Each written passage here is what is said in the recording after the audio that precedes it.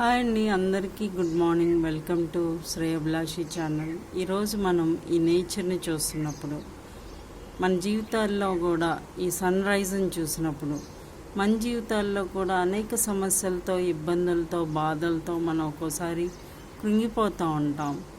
ఈ sun rise and sunset ఎలాగా ఒక డేలో డే అండ్ నైట్ అంటే పగలు రాత్రి ఎలా అయితే ఉంటాయో, అలాగే మన జీవితాల్లో వస్తున్న సమస్యలు కూడా రాత్రి ఎలా గడిచిపోతుందో ఆ సమస్య కూడా అలా గడిచిపోతుంది.